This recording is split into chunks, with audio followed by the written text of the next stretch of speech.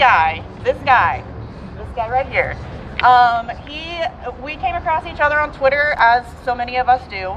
And he is this young, amazing journalist, independent journalist who, contacted me, was really starting to get involved in the Assange movement, just out of journalism school, realized that journalism school is nothing but like a propaganda manufacturing factory. So this kid knows what's up, and he's doing amazing work. And so his show is News Dive Radio.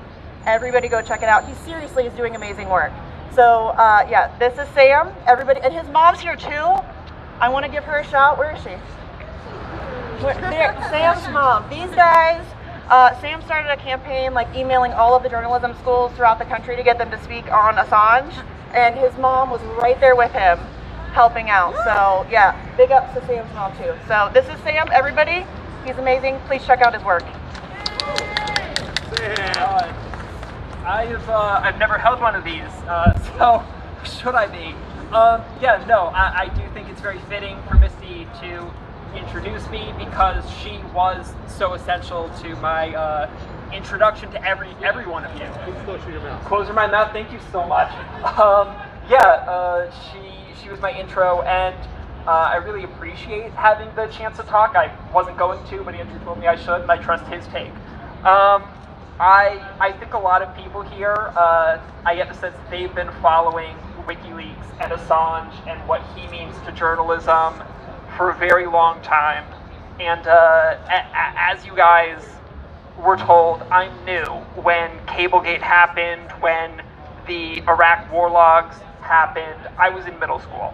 I was not following the news. I could not tell you what WikiLeaks was or what Julian Assange was.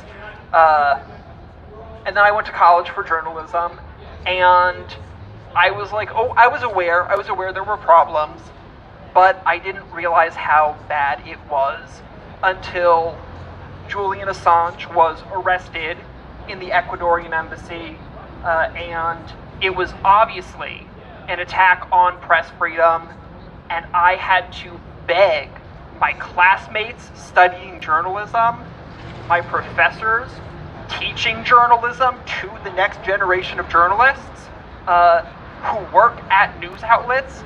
I had to beg them to even utter Assange's name. And even with all of that begging, they usually didn't. Or if they did, they smeared him.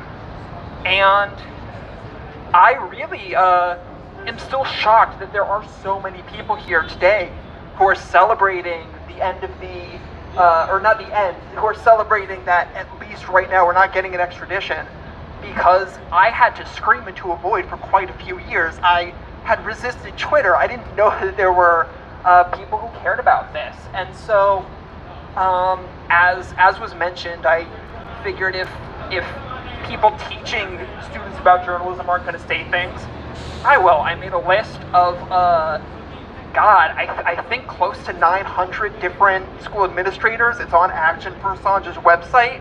And I guess I'm here to encourage, contact every single school if you can. Because these people are screwing journalism by not teaching young people, new people, about Assange, about independent journalism, about many of the outlets here. They are funneling people into the same corporate outlets that smeared Assange, that lied us into wars. And I'm just rambling right now.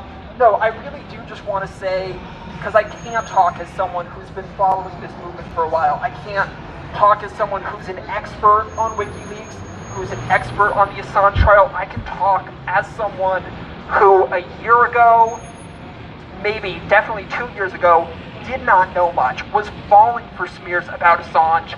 I can say as someone with that background, that if it was not for Action for Assange, if it was not for the independent outlets that are here today, I wouldn't be here. I wouldn't be showing up to support him. I wouldn't be nagging schools to cover him. So I want to say I'm so happy that it's not as bad as we thought, and I'm so happy to know that. Sorry, I'm panicking because I don't talk much. I'm so happy to know that this fight is going to continue, and that I no longer have to question if there are journalists and activists out there who are going to carry the fight for press freedom. And I'm so happy that Action for Assange exists and is holding stuff like this. The work you do is so essential, and I speak from experience when I say that. Hey. Who's next?